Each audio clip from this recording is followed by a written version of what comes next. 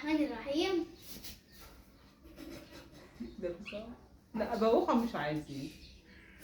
يا ولد معلش انت عندي ليه مش حاجه بعمل. خلاص انا مسحته لا ما مسحتوش، اللي فين صبعك اللي اتحركت اهو هذا مسحه. بسم الله الرحمن الرحيم. ما تنهزش بقى خليك سامع. بسم الله الرحمن الرحيم. هذا البنطلون ده. من هنا هنقولوا ان النبي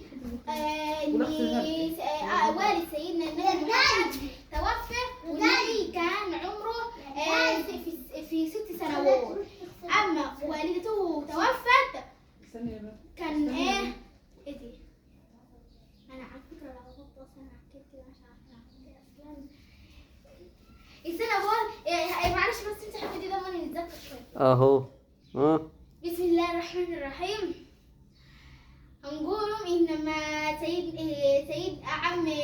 عم سيدنا محمد لما توفى مع عبد المطلب والسيدة خديجة امرأة النبي توفت، ان قريش زادت عليه سواء يعني بيتعذبوا اكتر. قبل كده هنقولوا حاجة قبل كده ما عرفناهاش، هنقولوا ان بني هاشم وبني عبد المطلب اما كان في ناس بيخشوا في الاسلام كانت قريش بتعذبهم اكتر، وكل مدى ما تزود فيهم العذاب. فراح الرسول قال لهم روحوا المكان الحبشي لان فيها ملك عادل لا يظلم عنده احد. وكان الملك العادل كان يسمى النجاشي، ما كانش بيظلم حد خالص، كان بيعدل دايما، عمره ما كان بيظلم حد. فقريش عرفت ودت اكتر 2 اذكياء للنجاشي ده علشان خاطر تقنعه وترجع مع المسلمين تاني لمكه، وقريش تعذبها اكتر. فجيهم الاثنين دول خدوا معاهم هدايا كتير قوي علشان النجاشي ما يعدلش، لكن النجاشي بيومها برضك عدل برضك راح. فما الاثنين دول راحوا للنجاشي قالوا لهم ان في ناس من قومنا جيهم هنا واختاروا دين احنا ما بنعرفوش ولا انتوا تعرفوه. فراحوا فالنجاشي ما وقفش كده، جاب المسلمين برضه وخد واحد من المسلمين علشان يتكلم برضه ويقول اختاروا واحد من المسلمين. فبقى بيقول اقنع النجاشي بالاسلام، وكان بيقول حاجات عن الاسلام مش الدنيا جميله كده وحلوه. فلحد ما اقنع النجاشي والنجاشي دخل في الاسلام وما وافقش، والنجاشي طبعا ما وافقش ان هو يرد المسلمين الى مكه ويرجع الاثنين الاذكياء دول تاني لمكه من غير المسلمين. فجي هنا تاني اما كميه كبيره تاني زادت من المؤمنين، الرسول قال لهم ما تروحوش مكه الا لما انا نقول لكم. جي هنا راحت قريش عامله صحيفه، هي الصحيفه دي ولا كانت مكتوب فيها ولا ودوها فين ولا كانوا كاتبينها اصلا ليه؟ هنا الصحيفه ديت كتبوها كانوا كاتبين فيه ان ما فيش حد اصلا يتعامل مع بني هاشم وبني المطلب، ولا تتجوزوا منهم ولا تشترونا منهم ولا تبيعونا معهم، يعني ما تتعاملوش معهم من الاساس يعني.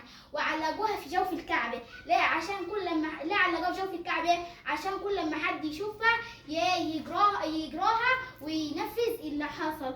فهم كانوا قريش دي كانوا غافلين عليه. جه سيدنا محمد جو بقى حزن وكده علشان مفيش ناس قاعده تاكل، بني هاشم بني المطلب مش لاقيين ياكلوا. ففي هو حزام ابن اخو السيده خديجه، ابن اخو السيده خديجه كان في الليل كان برضو عايش في مكه. كان في الليل كان بيحمل الجبال كلها اكل وطعام ولبس، وكان بيروح بيه للمؤمنين علشان يعرفوا ياكلوا كان بالليل عشان ما حدش يشوفه. جه واحد كمان وهو بيطوف حوالين الكعبه وشاف الصحيفه دي، اول ما خلص وقفان حوالين الكعبه 7 مرات راح طالع فوق الجبل وقال يا اهل قريش هل ناكل الطعام ونشرب الشراب ونلبس الثياب وبني هالك وبني هاشم وبني عبد المطلب هلكه، فانا لا اوافق على هذا. يعني ايه هلكه؟ في بعض الناس مش عارفه يعني ايه هلكه يعني مش لاقيين ياكلوا مش لاقيين يلبسوا. فهنا راح فبني سيدنا طبعا محمد حزن جدا لان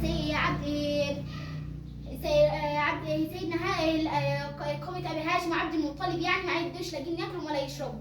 فجينا راح ربنا بعت أرضة، ربنا سبحانه وتعالى يعني بعت النمل اللي هو بيقول عليها أرضة يعني زمان، بعت أرضة ديت أكلت الصحيفة. فما سيدنا محمد شافها راح طبعا فورا قال لعمه، فعمه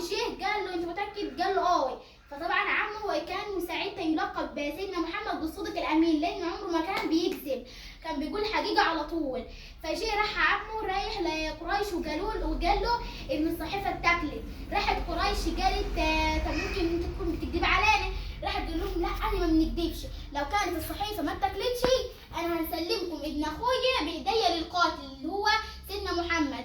سيدنا عمه ساعتها كان بيقول بكده ما كانش يسلموا عليه لان عارف ان سيدنا محمد بيقول الحقيقه وان الصحيفه برضه كانت تكون اتاكلت. راح عمه برضه قايل بس لو كانت الصحيفه اتاكلت المؤمنين كلك هيرجعوا مكه بس مش هتؤذوهم. وقريش ردت على هذا الامر وراحوا رايحين لقوا الصحيفه متاكله. فرجع المؤمنون الى مكه والقريش ما عادوش بيعذبوهم وكده، بيعذبوهم بس ما بيعذبوهمش قوي يعني. وفي ناس دخلت في المؤمنين، كان فيه واحد كده كان الناس كلها بتخاف منه.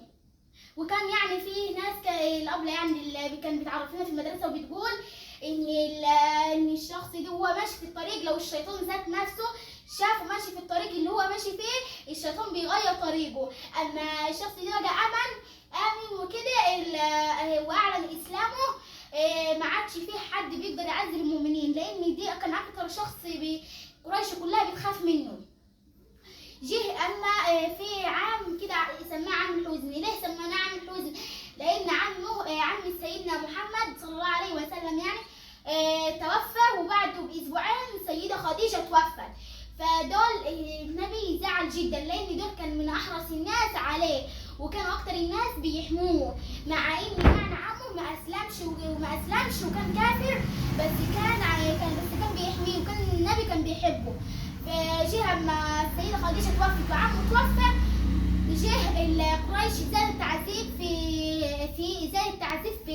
في سيدنا محمد لان لما كان عمه والسيده خديجه عايشين ما كانوا بيعذبوه برضه بس ما كانوش بيعذبوه كتير. فلما جه ماتوا بقوا بيعذبوه قوي. فالرسول راح الى يثرب علشان يشوف حد ينقذه وكده ويساعده يعني. فجه اول ما راح يثرب قعدوا يحدفوا عليه الحجاره. اول ما راح يثرب يعني ودخل في يثرب الاطفال الصغيرين قعدوا يحدفوا عليه الحجاره. لحد ما رجل الرسول انجرحت وبقت تجيب دم. فالرسول كان يمشي قبل مكه بشويه قعد سند على حيطه، قعد يعني يرتاح شويه سند على حيطه. الحيطه ديت كانت رجلين الملك شخصين اخوات يعني. اما هما الاثنين كده شافوه الرسول وشافوا رجليه جرحت وبتجيب دم راحوا باعتين الخادم بتاعهم بقطف من علب للرسول.